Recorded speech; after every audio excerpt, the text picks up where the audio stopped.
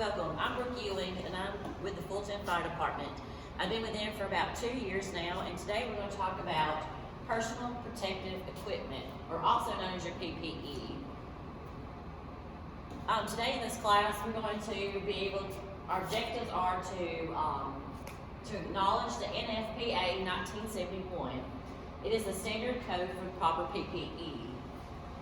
Students will be able to identify all pieces of the full PPE.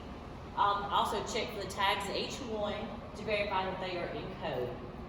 Students shall demonstrate the ability to don each piece of PPE properly and efficiently in accordance to the NFPA standards 1001.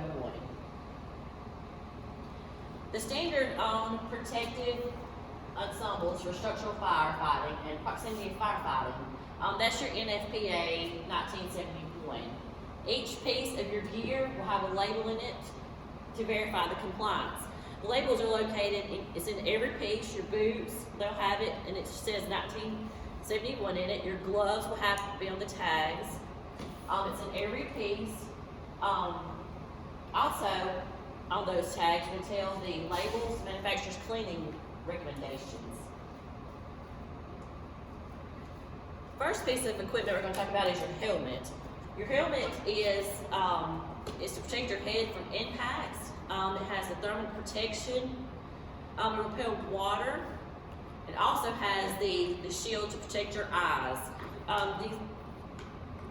This shield right here will come down over your ears for additional protection. Okay, the next is your Nomax, your protective hood. It give you additional thermal protection not provided by your helmet or your face piece. They also all have the tags that says they're, in regulation with NFPA 1971. The next piece is going to be your coat. Your coat is your structural firefighting protective coat. It has 3 layers. You can see it. And do this. You can see 3 layers. You will have the first layer is your outer flame resistant with reflective striping. Then the second layer is your moisture barrier. That's this inside one right here. It's your moisture barrier. It prevents the transfer of water and steam. The third layer is your barrier, your thermal barrier.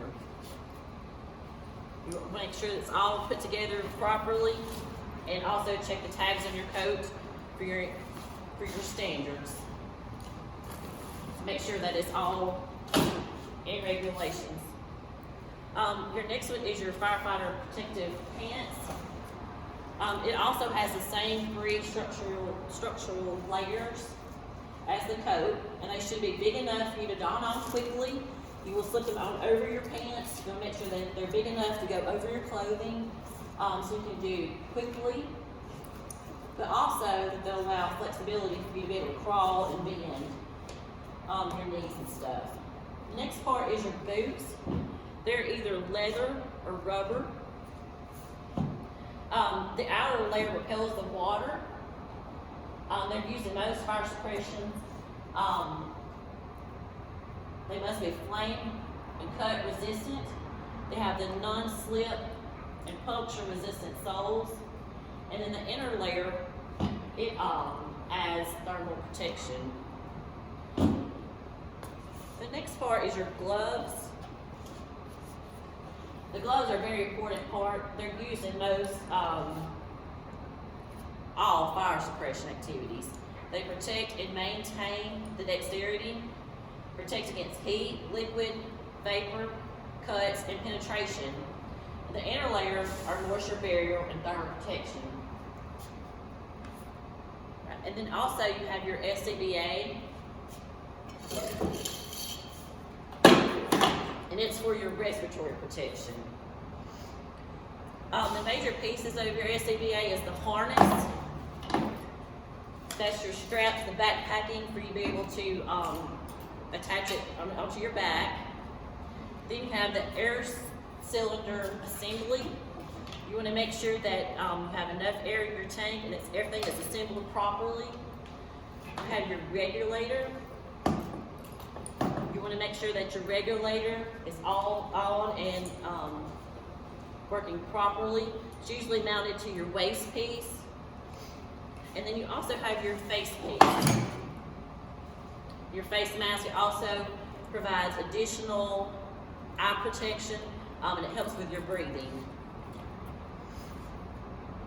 There is a limitation for this PPE. It is very heavy. It adds about an additional 45 pounds to your body weight. It's not always easy to don. Don't try to do it in your apparatus. You want to wait until you are on scene. They restrict mobility and range of motion. They do retain body heat and perspiration and can elevate your body temperature rapidly. You want to make sure that you know your limitations and know when you need to cool down. They reduce normal sensations. Okay, the donning of the PPE. You want to place your equipment in logical order. We're going to have Casey here to demonstrate the donning of your PPE. Okay, your equipment is going to be in a logical order for you to be able to easily assemble. You're going to place your hood over your head and then pull it down around your neck, making sure that it's all protecting everything you can. Make sure all hair is tucked in. There's nothing coming out. Okay, and then you're going to put on your boots. And you're going to put them on. Generally, like we have ours, our boots are already in our pants, and then we pull our pants up and then place our suspenders on. Fastening all straps, making sure suspenders are tight, the elastic, everything is buckled, velcroed, and snapped. Then we're going to put on our protective coat.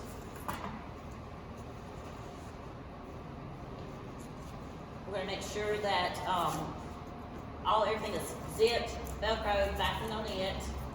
Again, making sure everything is tucked in, nothing is exposed to where we don't want any skin exposure.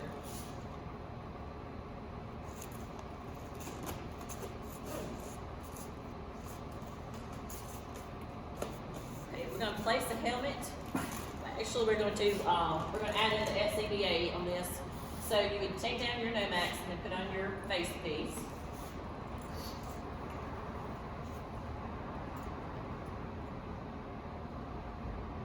She's making sure that she has a good seal and everything is tight on it.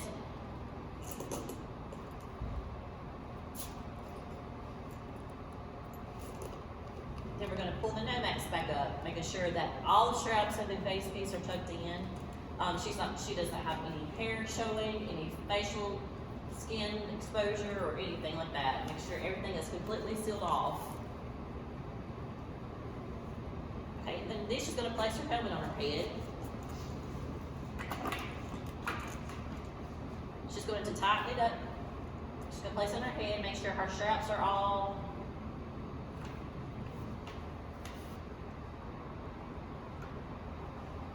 pulling down the protective layer, thermal layering for additional protection, making sure all of her straps are together and tightened. Okay, and then once she's got that on, she's going to make sure her neck strap is all tightened. Then she's going to place on the SCBA backpack.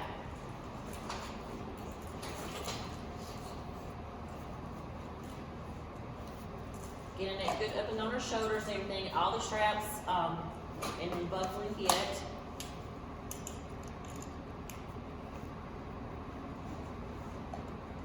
Okay,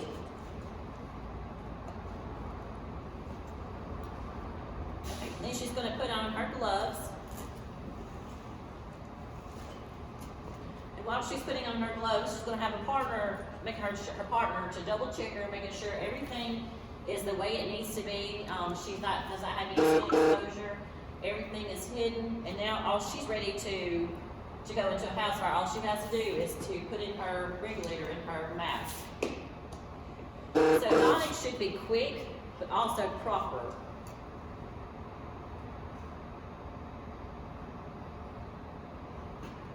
Also, on the, you want to keep an inspection and maintenance of your PPE. You're going to inspect conditions regularly, conditions of your equipment. You want to make sure that there are no wears and tears, contamination and damage. If there are, then you want to get those properly repaired. You're going to clean your gear to reduce our Parkinson's and maintenance protective properties. You will always clean by the instructions on your label, and they're always follow your manufacturer's recommendations. All right, if there's no questions, and that's the end of the class.